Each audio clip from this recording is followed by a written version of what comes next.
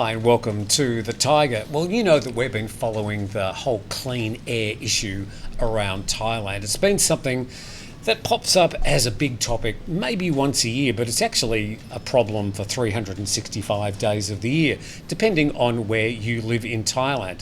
Now, there's something very positive being done about the clean air problem in Thailand, and it's my pleasure to welcome to our studio two people that have been taking the lead in this. I'd like to welcome Weena. We'll get Weena to discuss her surname in just a moment. We've also got James. Welcome to you both. Thank you very much, Tim. So Weena is the co-founder of the Thailand Clean Air Network. Would you like to tell us your last name? Sure. Thanks so much, Tim, for having me here. My last name is Luli Tanon. Okay, well, I could have said that. You made it sound so much more difficult. And James Whiting, who's a sort of concerned expat who's obviously been working with this in preparation of this paperwork to submit to Parliament. Can I start with you, Weena? What has the group been doing as you've been getting this paperwork ready to submit to the Parliament? Okay, maybe I'll just start off by giving the background to our group a little Sure. bit. So we are a group of concerned citizens, professionals, academics, people from different walks. We realized about 3 years ago that the situation in air pollution here is getting really bad, in Bangkok specifically. But up north, they've been fighting it for the last 15 years now. And so we got together just to try to find a solution that's sustainable. And one of the key deliverables that we have done is drafted the first citizen-driven, I would say bona fide, Clean Air Act for Thailand, and we have submitted this to Parliament at the end of January. And currently now it's open for public consultation on the Parliament's website. Well, we'll get to the process of that. James, you've been involved with this group for a while. What do you think are the current big clean air issues in Thailand? Where is the dirty air coming from? Well, there's a number of causes, and not to point the blame at any one person in particular, but across different industries. So there's industries who are not pulling their weight in their output and meeting the standards that are needed to produce clean energy and things like that, or manufacturing. So manufacturing industry. Manufacturing. It can be from agriculture. We know about burning of crops to clear old crops and to make way for the new. It's good for fertilisation for them, but they don't have the equipment to do that. Also, a lot of it coming from traffic, as we see. That's probably the one that we're most familiar with, and it's quick to point the blame at cars on our streets because of how much traffic there is in Bangkok, but actually, it's just one part of the problem. So maybe those are the three main areas. But no one individual can be responsible for this, and so we're looking to government and to industry to try and help tidy it up. So, Weena, what sort of proposals have you included in this act that you've had submitted to Parliament? What are the things that you are proposing? I mean, in a sort of simple form. Okay, so just to go one quick step back, this problem is actually an underlying structural problem. So when there's no one entity that's actually responsible for managing this directly from beginning to end, you'll never resolve this. This law is a reform law, and it addresses that heart of the problem. It's basically trying to bring into force the concept of an environmental protection role and embed it into the current construct of the Thai government.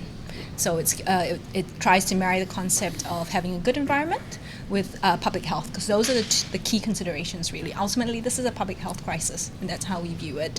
It's giving the voice to people who are professionals, who have knowledge and the skill to be involved from the very beginning. So from setting up the policies, regulating, as well as managing this process, and getting inputs as well from people on the ground who have knowledge on this issue. It also addresses a lot of different things, specifically one angle, which is transboundary haze, which is a very tricky element as well. That's the smoke and pollution coming across the borders. Yes, that's little right. control. That's right.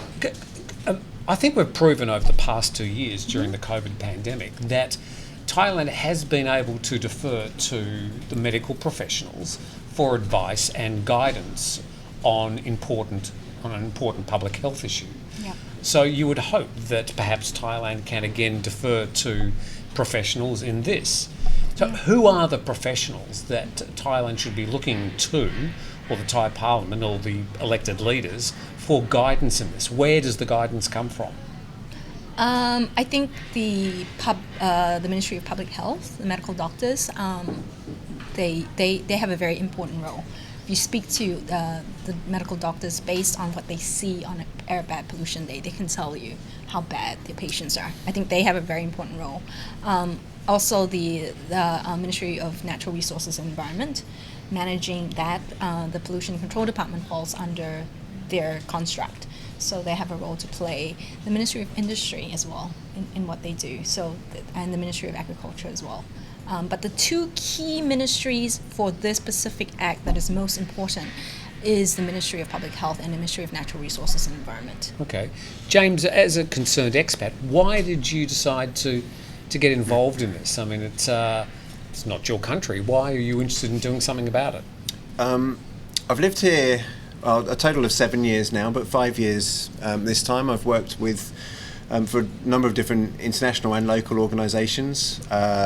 This is the country I'm not a resident of, but I pay taxes in, that I'm proud to live in, and I really enjoy living here, and I'm grateful to my hosts. But something I've seen that there's not really much action being taken on this, and I, like everybody else, when looking out of the window in the morning or checking my app, have to be concerned not just about do I put on my COVID mask, but do I put on my mask to protect me against PM 2.5 dust particles. So I've got a background in communications, and I just had the opportunity to connect with the Thailand Clean Air Network, and so I wanted to be able to help in terms of how could we get the message out there. And that's one of the real challenges that we have in Thailand, is making people aware that there is an open consultation, because when it was posted on the parliamentary website, there was no fanfare about this. It was done just before Songkran. Oh dear. Which made it incredibly hard for us to get the message out. So we've been furiously trying to share it through our line groups and just trying to implore our friends, So I'm on social media, I'm using Line like a lot of the Thai people do, but I don't have the connections like Thai nationals do, and the networks across the country. And so but I do have some connections, and so I've just been doing everything I can, exploring every angle that I can. And that's where we're asking people at home, whether you're living abroad or in Thailand, even if you're a foreign national, an expat, you can, if you've got connections to Thai people, if you're in line groups, if you're on Facebook, you can be sharing this, and it doesn't take long for Thai nationals to be able to go onto the website and comment. We just need people's support in making people aware, because at the moment there is a real danger that the Thai government will throw this out without considering it correctly. Right, let's have a talk about that, Wayne, about the process of being able to then harness all this interest and scientific knowledge, put it into a document which you've called the Thailand Clean Air Act. What's the process at the moment getting this into Parliament and getting it debated? It's quite a long and arduous process here in Thailand. But Where I think are we now? Right now, we're at the process where this current legislation or draft legislation is being opened for people to opine on. Currently, we have about 300-ish people, 370 people provide their view. Obviously, the 70 million who breathe clean air, needs to breathe clean air to remain alive here.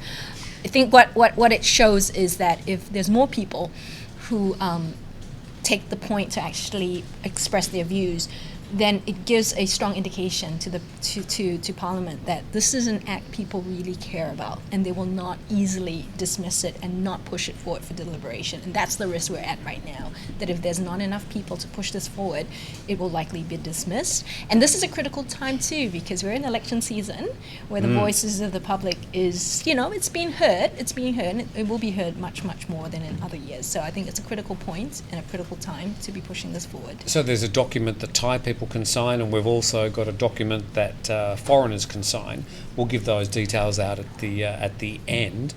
So the next question to both of you, you can jump in here, is what is included in the Act that you believe is going to make the profound changes that are needed to improve the quality of air in Thailand? What things are actually in the Act? So don't drive your cars on Thursdays. I mean, No. This is a reform law, so that gets people get sort of tied down to the nitty-gritty bolts of how is it going to impact my life. Let me explain it in a very simple term. I look at it like we're building a house, right? People get concerned about, what the second bedroom is going to look like. But what we're saying is, before we build a house, the first thing is you need a strong foundation. This is what this act does. It builds that strong foundation first. As to the details, as to will it affect me because I own a factory? Will it affect me if I'm burning trash at home? Those would be hammered out much, much later on in the bylaws. Okay. But this is the foundation that will make managing air pollution and A bringing priority. a priority. And the establishment of a committee Yes. within the pollution control department? No, it will be a committee. There will be different levels of committees, and it's important that, as you were saying, James, that there will be involvement of people in civil society who will be professionals and can manage this well. And there are different levels of committees, but the way it's set up, these committees will be empowered to be able to act, and there will be a clean air fund that enables them to manage it quite well and effectively as well. So the Pollution Control Department, which Yes. we quote often as an arbiter of what's happening with pollution in Thailand, a question to you both, and I'm not being too cynical here, but what do they actually do? I would say, Not a lot would be my answer. They are limited, to be fair to them. They are limited to what they can do because their current legislation does not give them the leeway to do much, right? The legislation that controls what they do doesn't give them the leeway to go shut down a factory. They don't have the leeway to be able to chase after those black belching buses. They'll have to work across ministries to do that. So, for example, if they find a polluting industry, right, a polluting factory, they've got to collaborate across the aisle and work with the Ministry of Industry. And the Ministry of Industry, their KPI is opening factories, is not shutting them down. And then there's the Ministry of Labour. There's the Ministry of Labour. So there's an inherent conflict in the current system that disables these current entities to be able to work well on this issue. So something like the Thailand Clean Air Act would set up the building blocks so that it would enable the ministries directly involved with some of these issues to be able to more directly enact laws to fix the problems up. Yes, and it would Okay, well, involve that's it. yeah, and it would involve everybody. So there's representation from across the board. It's not just a few ministers sitting in ivory towers figuring it out. It's having experienced people involved. It would also hold people account legally, so that if anybody is suffering, their health is suffering. We all know people who suffer from asthma or the seasonal conditions associated with this, particularly during the burning season. But if people whose lives are in danger, their health is impacted by this, or any industries that are damaged by this, would be able to hold the parties who are responsible for the pollution accountable legally. And so that would be a big step forward too. That's open for debate on the parliamentary website. People can go and submit their comment if they have ideas about how to suggest to improve the bill that we've proposed. It's not an open and shut case. It's not just do you support it or not. We're looking for people's comments, and we need to see people's passion. The government needs to hear people's passion so that they can see that this is an important issue during election period. And just to add to what James is saying, what is very unique, and this is environmental law, is we're bringing in economic incentives. So it's not a command and control law. It's not thou shalt do this or you shall be punished. It's a law set up, like James was saying, that it does enable support for victims. So if you are sick, right, and you're ill and you believe it's related to air pollution, we will support you in terms of medical health. We will support you in terms of pushing this through the legal process. At the same time, if you are a factory and you are open to the idea of greening your process, this fund will also support you through that transition as well. So Okay. it is trying to provide the right economic incentives for you to do what is right. So I suppose let's get down to the nitty-gritty. What is the possibility of this actually getting discussed in Parliament, let alone passed? Let's be realistic. It all boils down to whether everybody who needs to breathe clean air and needs to live and wants a chance at a life that is quality life, believes that they want to come in and protect this. Because so long as people don't think this is something that they take ownership on, we have no chance. What's the situation if this does get swept under the bus with the belching black smoke this time? Can you resubmit it, or what's the next process if this doesn't work this time? Resubmission is always a possibility as well down the road. Do you have to wait for the next Parliament? we have to see how things go at that point, right? Sure. So it delays the process. I think the urgency, I mean, people might not get it, but in the last few weeks, we've had a number of fatalities of people passing away from lung cancer. It's the number one cause of cancer death in Thailand. Yes. It's a serious issue. You don't know you have until it's quite advanced, unfortunately. We've lost a lot of people. I think the urgency comes from that. Just to give you an anecdotal example, up in Chiang Mai, they're now getting, medical doctors are seeing really terrible signs and signals of lung cancer in children as young as 14 years old. So that's the urgency of this matter. Yeah, I did actually notice, I think it's this weekend, it's a story we've got at the Thaiger.com of free lung cancer screening at Central World in Bangkok. I'm not sure if it's this weekend or whether it might be in the past from when this video was posted, but that story at the Thaiger.com, just type in the Thaiger lung cancer, you'll find that story. But important to try and detect those sort of things early. And it's not only something you get from smoking cigarettes, so you can be smoking the air. All right, so firstly, as a Thai and then as a foreigner, what can people do right now to support this act? Get involved. There is a link to the Parliament website, and we can share that later, I guess. You go in there. Well, no, say it now. Say the website. Oh, it's a long website, but Okay, if you go well, to in the description. Right. I mean, go to our website, which is Thailand Can, so thailandcan.org, and there is a pop-up at the very beginning. So when you click on that pop-up, it will link you straight into the website of the Thai Parliament. Go in there and then provide your views. It's very short, 6-7 questions. Provide your views and then input your national ID number. That's all it takes, right? So that's the formal process. And which we have only a couple of weeks to actually submit our comments. So do this now. Yes. Link in the description. Yeah. And as expats, as foreigners, as people, because we don't have a Thai citizen ID, so we're not able to make a comment, submit a comment, but we can share this far and wide with our networks. And I was just doing it on the way here, actually, while I was in the taxi for about 45 minutes stuck in traffic. But I went through every single one of my contacts in line and personalised the message. Furiously typing away, but I was then getting inundated with messages coming back. People had, responded well to it because it was a personal message from me, and it didn't take much of my time up to do that. It's a very simple thing that we can do. So you've got a petition on change.org as well. Yes. Could you give us the address for that? That will be a link in the description. As well. I believe it's down there. Actually, you can go to change.org/cleanairact.th, and that will link you to that campaign. All right. So we'll probably got those superimposed on the screen right now, but they're certainly in the description.